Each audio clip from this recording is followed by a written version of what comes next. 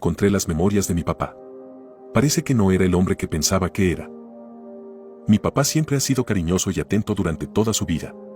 Me cuidó, me crió y, francamente, me mimó desde que era un niño. Siempre recordé las veces que me consolaba cuando estaba asustado y me abrazaba cuando estaba triste.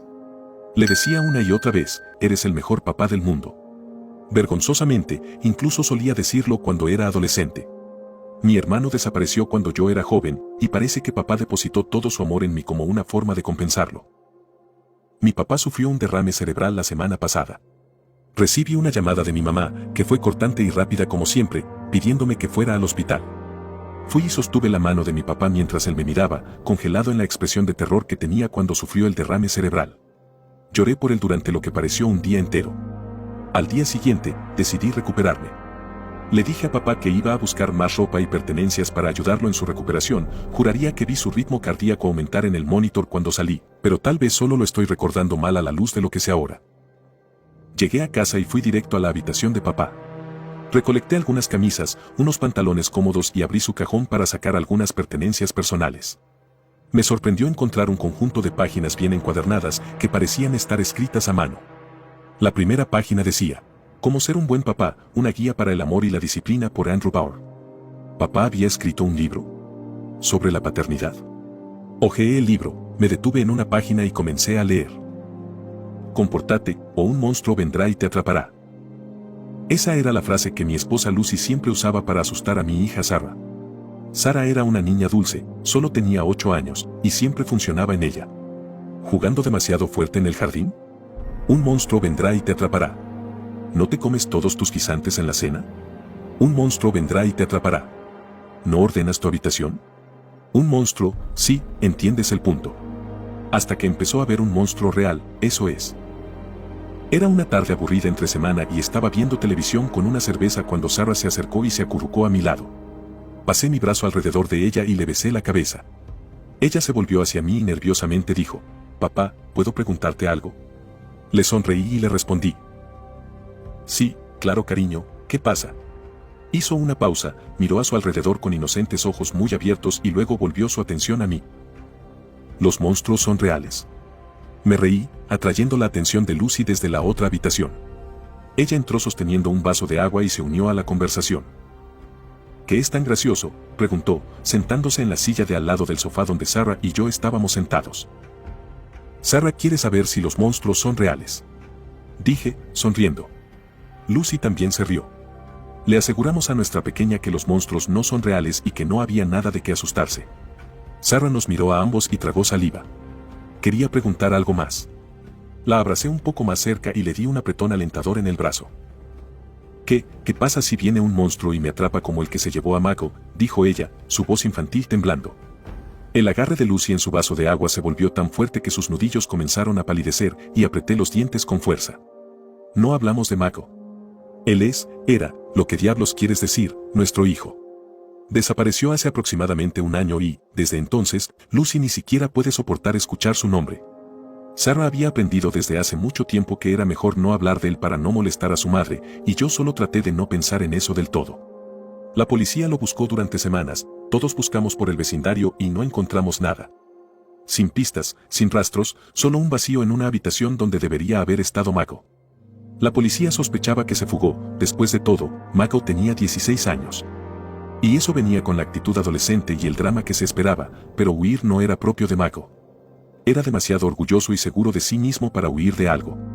Un secuestro era otra posibilidad, pero nuevamente, quienquiera que haya hecho eso se habría enfrentado a una pelea. Era un misterio sin resolver, un signo de interrogación interminable en nuestras vidas y algo de lo que simplemente no se hablaba. Un monstruo no se llevó a Mako, porque los monstruos no existen, gritó Lucy. Sarah comenzó a llorar y me abrazó con fuerza. La abracé y le aseguré que mamá lo sentía, que no tenía la intención de gritar, y le di a Lucy una mirada de advertencia. Ella suspiró y se levantó, murmurando: «Me voy a la cama». Sugiero que Sarah y yo hagamos lo mismo, e hicimos la rutina habitual de arroparla y leerle un cuento antes de unirnos a Lucy en la cama. Al día siguiente, en el desayuno, Sarah parecía nerviosa. Estaba leyendo un libro y bebiendo café cuando de repente exclamó: «Había un monstruo en la ventana anoche». Lucy y yo nos miramos antes de asegurarle una vez más a Sarah que los monstruos no eran reales. Sin embargo, esta vez no dejó que las insípidas garantías de la noche anterior se deslizaran tan fácilmente y continuó. No, te lo prometo, estaba allí, diciendo mi nombre, gimió, comenzando a llorar. Dejé mi libro y me acerqué a ella. Sarah, cariño, los monstruos no son reales. Probablemente solo estaba soñando, dije con calma, poniendo mi mano en su hombro y dándole un pequeño apretón. Ahora, vamos, papá te llevará a la escuela. Manejamos en silencio hasta la escuela, mientras Sarah seguía tratando de contener sus sollozos. Ni siquiera se despidió cuando salió del auto. Cuando regresé a casa, Lucy me estaba esperando. ¿Qué vamos a hacer al respecto?, espetó frenéticamente, mirándome con ojos intensos. Suspiré. Sabía a qué se refería. Sarah no podía creer en los monstruos, era demasiado mayor y, además, tenía una disposición nerviosa desde que su hermano mayor había desaparecido. Necesitaba asegurarme de que ella no mencionara esto de nuevo. Caminé lentamente por el jardín. Me acerqué al cobertizo y abrí la puerta. El cobertizo era una estructura de madera grande hecha de gruesas tablas de madera y venía con la casa. Lo modifiqué para asegurarme de que se cerrara correctamente y no se filtrara, pero había muy poco que hacer. Los antiguos ocupantes lo habían utilizado como una especie de sala de ensayo para su banda, por lo que estaba insonorizado y era espacioso. Abrí la puerta y entré, cerrándola detrás de mí. Allí, encadenado a un poste en el otro extremo del cobertizo, estaba el monstruo de Sarah. Estaba vestido con harapos andrajosos, pero aparte de eso, no tenía dignidad. Rayas de suciedad corrían por sus piernas y su cuerpo delgado sostenía una cabeza grande y maltratada. No tenía nariz, solo 2 grandes agujeros en el centro de la cara, con costras de sangre y mucosidad alrededor. Uno de sus ojos era una cavidad roja y vacía donde debería haber un ojo, mientras que el otro estaba inyectado de sangre y lleno de odio. Le habían cortado los labios, por lo que unos dientes amarillos y torcidos sobresalían del centro de su rostro. Era innegable que era un monstruo, y me miró cautelosamente mientras cruzaba el cobertizo. Colocando el grillete en su lugar, se había soltado y la criatura claramente había estado tratando de fingir que todavía estaba atado. Me acerqué mucho a su oreja y susurré con enojo. Si vuelves a molestar a tu hermana, volveré aquí y te sacaré el otro maldito ojo, pequeño cabrón. Me puse de pie y salí, cerrando el cobertizo detrás de mí mientras me alejaba. Crucé el jardín y entré en mi casa, donde Lucy me esperaba. Ella me miró con una mirada interrogante, preguntando si se había resuelto. Sarah no recibirá más visitas nocturnas de su monstruo, no te preocupes, le dije, sonriendo a mi esposa. Eres el mejor papá del mundo, susurró, besándome suavemente en los labios. Levanté la vista, sorprendida. No podía creer lo que estaba leyendo. ¿Papá había dejado a Michael en el cobertizo? ¿Desde que tenía 7 años? Mis manos temblaban mientras seguía pasando las páginas, incapaz de creer lo que estaba leyendo. Mamá y papá eran monstruos. Eran malvados. Me puse de pie rápidamente, mi mente acelerada. Tenía que ir al cobertizo, tenía que ver a Michael, si todavía estaba vivo, tenía que... La puerta de abajo se abrió. ¿Sarah? ¿Estás aquí?, gritó mi mamá. Me quedé en silencio, moviéndome muy lentamente para no hacer crujir las tablas del suelo, con la piel erizada de terror. No leíste el libro de tu papá, ¿verdad? Sarah, gritó mi mamá. Podía escucharla de pie en el pasillo. Debió haberse quedado quieta porque no pude escuchar ningún otro movimiento. Tu padre tiene un libro junto a la cama, la enfermera me dijo que vendrías a casa a recoger algunas cosas. No lo has leído, ¿verdad? Hice una pausa, preguntándome sobre lo extraño de esta situación. Lo primero que me asustó fue cómo mi mamá saltó a esa suposición de inmediato. Era casi como si lo supiera. Imposible, me dije. Lo segundo que me asustó fue que no había miedo ni ansiedad en su voz. No le preocupaba que yo me enterara, solo quería saber si lo sabía o no. ¿Por qué? Para que ella pueda hacerte lo que le hizo a Michael, dijo una voz en mi cabeza. Temblé de miedo, aún en la habitación de mis padres. Aún estaba decidiendo qué hacer cuando un grito desde abajo interrumpió mis pensamientos. Sarah, gritó mi mamá. Decidida, me deslicé por la habitación hacia el baño de mis padres lo más silenciosamente posible y presioné el botón de descarga del inodoro. Caminé resueltamente por la habitación, tratando de hacerme escuchar, y rápidamente volví a colocar el libro en el cajón y lo cerré. Escuché pasos en las escaleras y saqué el cajón debajo de la cama, donde antes había visto a mi papá guardar su ropa interior. Hice el espectáculo de sacar algo mientras mi mamá entraba en la habitación, resuelta y enojada.